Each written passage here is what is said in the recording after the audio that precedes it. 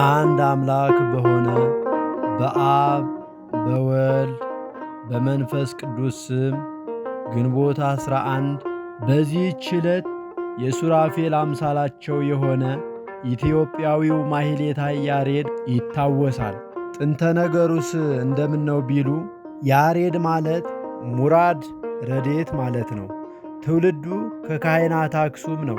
በአፄ ካሌብ ዘመነ መንግሥት መዝገበ ክብር በምትባል መንደር አዳም የሚባል የይስሐቅ ልጅ ነበረ።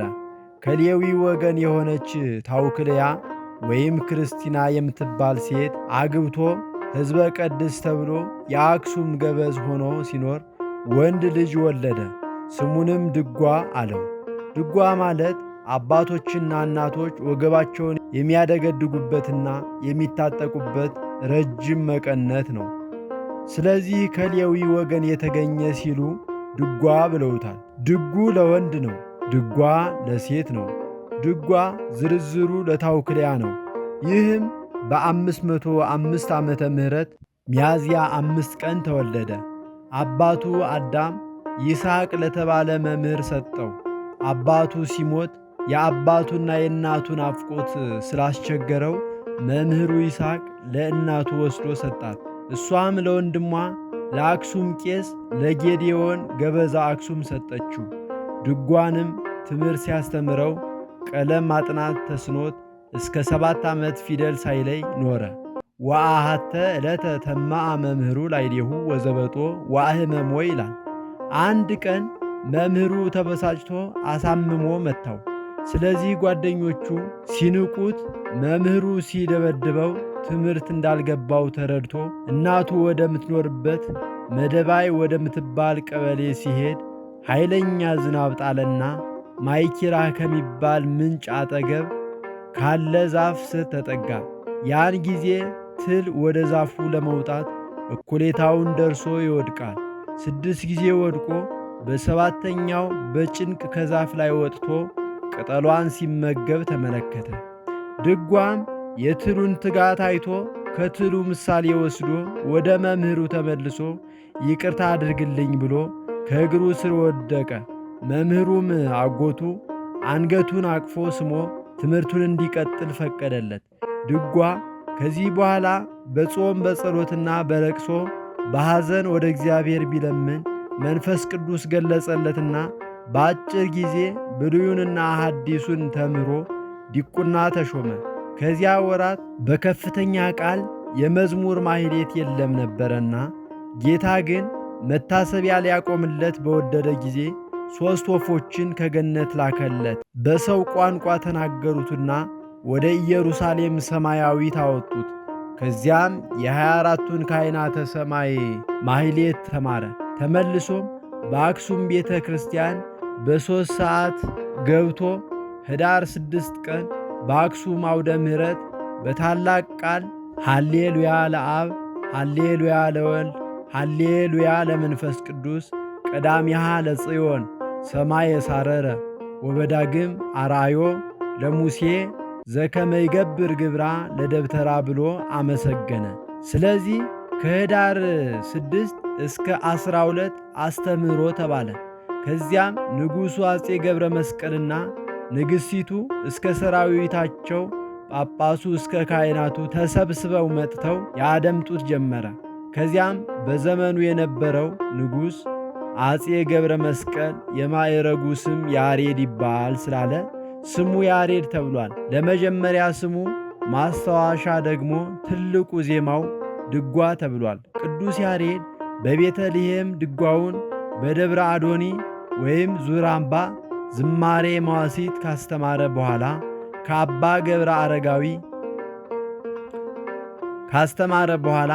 ከአባ አረጋዊ ዳሞ ጋር ወደ አክሱም ሄደ።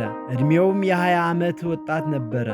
በአጎቱ ምትክ የአክሱም ገበዝ በመሆን ያስተምር ጀመረ። በሚያስተምርበትም ወቅት ሕመምተኛ ከሕመሙ፣ ሐዘንተኛ ከሐዘኑ ይጽናና ይረጋጋ ነበረ። ድርሰቱንም ከብሉይ ከሐዲስና ከሊቃውንት አውጣጥቶ በግዕዝ በዕዝልና በአራራይ ዜማ ደረሰው። ድጓ ማለት ምስጢራዊ ትርጉሙ እስትጉቡ ማለት ነው። በዮሐንስ ጀምሮ በዮሐንስ ፈጽሞታል። ይህም ዮሐንስ አስተምሮ ጾመ ድጓ፣ ፋሲካ ብሎ በአራት ከፍሎታል። የአራቱ ጸወርተ መንበር ምሳሌ ነው። ለዚህም 22 አርዕስት በ22 ፍጥረት አምሳል ሰጥቷል። ከነዚህም 12 ባለምልጣን፣ 10ሩ ያለምልጣን ናቸው። የማዕስባንና የደናግል ምሳሌዎች ናቸው። በአጠቃላይ በ5 ይከፈላል። አንደኛ ድጓ ነው። ሁለተኛ ጾመ ድጓ ነው።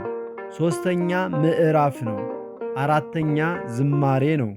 አምስተኛ መዋሲት ናቸው። ዝማሬን ህብስት፣ ጽዋ፣ መንፈስ፣ አኮቴት፣ ምስጢር ብሎ በ5 መድቦታል። የ5ቱ አዕማድና የ5ቱ ቅንዋተ መስቀል ናቸው። የ5ቱ ቅንዋተ መስቀል ምሳሌዎች ናቸው። መዋሲት ማለት ምልልስ፣ ሰዋስወ ነፍስ ማለት ነው። በፍትሐተ ሙታን የሚያገለግል ጸሎት ነው። በአጠቃላይ ከዚህ በላይ የተጠቀሱት 5ቱ ጸዋትወ ዜማ በመባል ይታወቃሉ። ከዕለታት አንድ ቀን ማይኪራህ በሚባል ቦታ ሳለ እመቤታችን ቅዱስ ኤፍሬምን ከሶርያ፣ አባ ሕርያቆስን ከብህንሳ በደመና ጠቅሳ አንተ ውዳሴን አንተ ደግሞ ቅዳሴን ንገሩት ብላቸው በዜማ አድርሶታል። የ5ቱንም ቅዳሴዎች ዜማ ቅዳሴያት ዜማ አብሮ አድርሶታል። በተጨማሪም አንቀጸ ብርሃን፣ አይጋረ ፀሐይ፣ መጽሐፈ ብርሃንና የመሳሰሉትን ድርሰቶች ደርሷል። አንደኛ ድጓ ዘዘወትር በሰናብትና በክብረ በዓላት ዓመቱን ሙሉ የሚዘመር ነው። ሁለተኛ ጾመ ድጓ በዐቢይ ጾም የሚዘመር ጾምን የሚያወሳ ነው። ሦስተኛ ዝማሬ ከቁርባን በኋላ ስለ ቁርባን የሚቀርብ ነው። አራተኛ መዋሥዕት ለሙታን የሚቀርብ ጸሎተ ሙታን ነው። አምስተኛ አይጋረ ፀሐይ ከቅዳሴ በኋላ በግዕዝ የሚነበብ ንባብ ነው። ስድስተኛ መጽሐፈ ብርሃን በሱባኤ የሚዘመር መዝሙር ነው። ሰባተኛ የመጽሐፈ ቅዳሴ ዜማ በቅዳሴ ጊዜ የሚዜም ዜማ ነው። ስምንተኛ አንቀጸ ብርሃን በዋዜማ የሚደገምና ለጸሎት የሚውል ነው። ከነዚህም በዮዲት ጉዲት ጊዜ ተቃጥለው የጠፉ አሉ። ቅዱስ ያሬድ ድርሰቱን ሲጀምር በእግዚአብሔር ሕልውና ተመርኩዞ በስመ ሥላሴና በስነ ፍጥረት ሃሌሉያ ለአብ፣ ሃሌሉያ ለወልድ፣ ሃሌሉያ ለመንፈስ ቅዱስ ብሎ ሥላሴን በሦስትነት ከጠራ በኋላ አንድነቱን ቀዳሚሃ ለጽዮን ሰማየ ሳረረ በማለት ይጀምራል። ሙሴም ደብተራ ኦሪትን እንዲሠራ መታዘዙን በማውሳት ስለ ስነ ፍጥረት ይጠቁማል። ስለ 5ቱ አዕማደ ምስጢር ነአምን በአብ ወነአምን በወልድ ወነአምን በመንፈስ ቅዱስ ነአምን ዘንተ ሥላሴ አሃዱ አምላክ ፍጹም ውእቱ። ይህም ማለት በአብ በወልድና በመንፈስ ቅዱስ እናምናለን፣ ሦስትነትን እናምናለን፣ አምላክ ፍጹም አንድ ነው ይላል። ይህም ምስጢረ ሥላሴ ሲሆን ስለ ምስጢረ ሥጋዌም ተወልደም ድንግል ሰከበ ውስተ ጎል እሙነ ኮነ ልደቱ ለክብረ ቅዱሳን ወለቤዛ ብዙሃን አብ ፈነወ ለበኩሩ ውስተ ዓለም ይላል። ትርጉሙም እንዲህ ማለት ነው። ከድንግል ተወልዶ በበረት ተኛ፣ መወለዱም እውነት ነው። ለቅዱሳን ክብርና ለብዙዎች ድህነት አብ ልጁን ወደ ዓለም ሰው ለመሆን ላከው ይላል። እንዲሁም ስለ ጥምቀቱ በልደቱ ተወለድነ ወበጥምቀቱ ተጠመቅነ ኢየሱስ ክርስቶስ ሀባቡሁ አቅረበነ ይላል። ትርጉሙ እንዲህ ነው። በመወለዱ ልጅነትን አገኘን፣ በመጠመቁ ተጠመቅነ፣ ወልድ ወደ አባቱ አቀረበን ማለት ነው እያለ አብራርቷል። ረገዙ ከበኩናት ወተርህ ወገወከ ከመለነ ታበነ ሥጋከ ቅዱሰ ወደመከ ክቡረ ከመትጸገወነ ይላል። ትርጉም ለእኛ ቅዱስ ሥጋህንና ክቡር ደምህን ትሰጠን ዘንድ በጦር ወጉህ፣ ጎንህም ተከፈተ ይላል። ይህም ስለ ምስጢረ ቁርባን ሲሆን ስለ ትንሣኤ ሙታንም ዛቲ ዕለት አባይ ፋሲካ ወዮም ትንሣኤሁ እስመ ከፈለነ ሕይወተ ዚያሁ አብአነ ውስተ ፍሳሁ ይላል። ትርጉም ይህቺ ቀን ታላቅ የደስታ ቀን ናት፣ መነሳቱም ዛሬ ነው፣ ሕይወቱን ከፍሎልናልና ወደ ደስታውም አስገባን ይላል። እንደዚህ በማለት አምልቶ አስፍቶ ተናግሯል። ስለ እግዚአብሔር ሕልውናም አንተ በሰማይ ወአንተ በምድር አንተ በባሕር ዘታስተጋብኦም ለኩሉ ፍጥረት እማጽናፈ ምድር አልቦ ተፍጻሜት ለእበይከ ይላል። ትርጉም ፍጥረትን ሁሉ ከምድር ዳርቻ የምትሰበስባቸው አንተ በሰማይ በምድር በባሕር አለህ፣ ለጌትነትህ ፍጻሜ የለውም በማለት ተናግሯል። ስለ ድንግል ማርያምም ቅድስት ወብፅዕት ስብሕት ወቡርክት ክብርት ወልዕልት አንቀጸ ብርሃን ማዕረገ ሕይወት ወማኅደረ መለኮት ቅድስተ ቅዱሳን እያለ አንቀጸ ብርሃን በተባለው የድርሰት ክፍሉ ተናግሯል። እንዲሁም ለማርያም የአቢ ክብራ እምወርህ ወይም ፀሐይ ይሴኒ ላህያ ይላል። ይህም ማለት የማርያም ክብር ከፍ ከፍ ይላል፣ ከጨረቃና ከፀሐይም ደም ግባቷ ያምራል እያለ በአንጻር ዘይቤ አመስግኗታል። ስለ ክቡር መስቀልም እንዲህ ብሏል። ከሐዋርያው ከቅዱስ ጳውሎስ መልእክት አነጻጽሮ አንደኛ ቆሮንቶስ ምዕራፍ 1 ቁጥር 18ን ወነገረ መስቀሉስ ለህርቱማን እበደ ይመስሎሙ ወለነሂ ለላ አመነ መስቀልከ መርሃ ኮነነ ይላል። ይህም ማለት የመስቀሉ ነገር ለማያምኑት ሞኝነት፣ ላመኑበት ግን መስቀልህ መሪ ይሁነን ማለት ነው። እሱ ይህንን ሲያነጻጽር ዘዮም መስቀል አሰነየ ዓለመ እንተበልየ በስነ ማርያም አዋከየ ለክርስቲያን ኮኖም ወበየ ይላል። ይህም ማለት በዘመናችን የምናከብረው መስቀል ያረጀውን ዓለም አሳመረ፣ በማርያም ደም ግባት አበራ፣ ለክርስቲያኖችም ክብር ሆናቸው በማለት አመስግኗል። ሌላው ትርጓሜ መጻሕፍት ነው።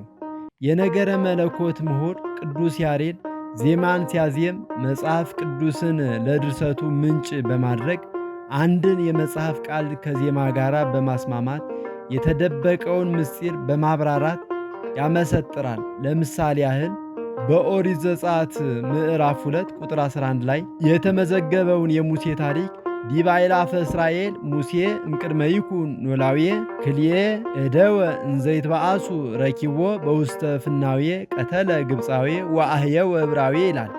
ይህም ማለት ሙሴ ለእስራኤል መሪ ሳይሆን በመንገድ ሁለቱ ሲጣሉ አግኝቶ ግብፃዊውን ገድሎ ዕብራዊውን አዳነ በማለት በግጥም መልክ ይጠቅሳል። በከመይቤ ኢሳይያስ ነቢይ ናሁ የወርድ እግዚአብሔር ውስተ ምድረ ግብፅ ተጽዕኖ ዲበ ደመና ቀሊል ይላል። ይህም ማለት እግዚአብሔር በፈጣን ደመና ተጭኖ እየበረረ ወደ ግብፅ ይወርዳል ይላል መጽሐፈ ኢሳይያስ ምዕራፍ 19 ቁጥር 1 ላይ። ይህንን ሲያብራራ ደመናሰ ዘይቤ ይእቲኬ ድንግል ዘኀዘለቶ በዘባና ለአማኑኤል፣ ደመናም የሚላት አማኑኤልን በጀርባው ያዘለችው ድንግል ማርያም ናት በማለት የደመናን አማናዊ ትርጉም አመስጥሯል። ሌላው ስብከትና ምርምር ነው። ቅዱስ ያሬድ ከዜማ አስተምሮ በተጨማሪ ስለ ሰላም፣ ስለ ፍቅር አንድነትና ስነ ምግባር ሰብኳል። በድጓው ውስጥ ከ1444 ያላነሰ የሰላም መዝሙር አለው። ይህም በባለ ዜማዎች ሰላም እየተባለ ይጠራል። ህድግዋ ለኪት ወዴግንዋ ለሰናይት እስመ ሰናይ ምክር ባቲ ይላል። ይህም ማለት ክፋትን ተዋት፣ በጎ ነገርን ተከተሏት፣ ጥሩ ምክር አለባትና ማለት ነው። ወልድየ ኢትምጻእከ ምክር እኪት እንተታረስአከ ምግባረ ሃይማኖት ይላል። ይህም ማለት ልጄ የሃይማኖትን ሥራ የምታስረሳ ክፉ ምክር አታምጣብኝ እያለ አስተምሯል። ስለ ከርሰ ምድር ጥናትና ምርምርም የአውዳ ሀገር ለማየ ባሕር የባሕሩን ውሃ መንደር ከቦታል ይላል። ይህም አክሱም ያለችበት ቦታ ጥንት ባሕር ነበረ የሚለውን ታሪክ ይጠቁማል። እንዲሁም በቤተልሔም በብርብር ማርያም በዙር አምባና በአክሱም ሊቀ ካህናት በመሆን የጎላ አስተዋጽኦ በማበርከት ታላቅ ሐዋርያዊ አገልግሎት አበርክቷል። የቅዱስ ያሬድ መነሳት ስነ ጽሑፍን በሁለት እግሩ እንዲቆም አድርጎታል። ምክንያቱም አባ ሰላማ ከግዕዝ ፊደል በተጨማሪ ካዕቡን ከአረብ፣ ሳልሱንና ሳድሱን ከጽር፣ ሐምሱን ከሮማይስጥ፣ ራብዑንና ሳብዑን ከዕብራይስጥ አምጥቶ 6 አይጹቅ አድርጎ ቅድመ ያሬድ አስተካክሎታል። ስለዚህ አዲሱ ጽሑፍ እንዲለመድና እንዲታወቅ አድርጎታል። ከዕለታት አንድ ቀን ቅዱስ ያሬድ በጾመ አርብዓ በምኩራብ ሰሞን ስለ ምናኔው እያሰበ ሲዘምር አፄ ገብረ መስቀል ዜማውን እያደመጠ ልቡ ተመስጦ እንደሱ አዜማለሁ ብሎ አይን አይኑን እያየ በትረ መንግሥቱን አንስቶ ከእግሩ ተከለው። ከእግሩ ደምና ውሃ ፈሰሰ። ንጉሡም ደንግጦ በትሩን ከእግሩ ነቀለ። ከዚያም ስለፈሰሰው የደምህ ዋጋ የምትፈልገውን ለምነኝ አለው። ቅዱስ ያሬድም ላትከለክለኝ ማልልኝ አለውና በማለለት ጊዜ ወደ ገዳም ሄጄ እንድመነኩስ አሰናብተኝ አለው። ወሰሚዖ ንጉሥ ተከዘ ጥቀ ይላል። ንጉሥ ሰምቶ አዘነ። በጣዕመ ዜማው በተከበሩ ፈንታ በሐዘን ባሕር ውስጥ ወደቁ። ወዮ ወየውልኝ ወየውልኝ የዓይኔ ብርሃን የራሴ ዘውድ የገበዛ አክሱም ሽልማቴ ጌጧ ማይረጓና ሞገሷ እያለ አለቀሰ። በቤተ መንግሥትም ታላቅ ሐዘን ሆነ። እንዳይከለክለው መሐላውን ፈርቶ አሰናበተው። ከዚያም ወደ ቤተ ክርስቲያን ገብቶ በታቦቱ ፊት ቆሞ ቅድስት ወብፅዕት ስብሕት ወቡርክት ክብርት ወልዕልት እያለ 12ቱን አንቀጸ ብርሃን በ12 መስኮቶች ከመሬት 1 ክንድ ከፍ ብሎ እየዞረ ተናገረ። ከዚያም በኋላ ጣና ሐይቅ፣ ቤተሳይል፣ ዳጋ፣ ደብረ ሹራና ዋድ፣ ደብረ ሐይቅና ኮሬብ፣ ደብረ ዞዝ፣ ደብረ ኤዛር፣ ደብረ አባይ፣ ደብረ ምጥማቅ፣ ደብረ ሐይቅ፣ ደብረ ግሼ፣ ደብረ ጽዮን፣ ደብረ ሞዓ የሚባሉትን ገዳማትና አድባራት በመጎብኘት ብዙ ሊቃውንት አፍርቷል። በኋላ በ78 ዓመቱ ወደ ጸለምት ሄዶ በደብረ አባይ ከጠፋው ገዳመ ዋዓሊ ከሚኖሩ መናንያን ጋር በመሆን ከቆየ በኋላ ወደ ሰሜን ሀገር ሄዶ በጾም በጸሎት ተወስኖ ሥጋውን እያደከመ ኖረ። እግዚአብሔርም ስሙን ለሚጠራ መታሰቢያውንም ለሚያደርግ ቃል ኪዳኑን ሰጥቶት በሰላም አረፈ። ነገር ግን እንደ ተሰወረና በሕይወት እንዳለ ደቀ መዛሙርቱ ይመሰክራሉ። ስንክሳር ግን አረፈ ይላል። መታሰቢያው ግንቦት 11 ቀን ነው። አነሳስቶ ላስጀመረን አስጀምሮ ላስፈጸመን ለልዑል እግዚአብሔር ክብር ምስጋና ይሁን፣ አሜን።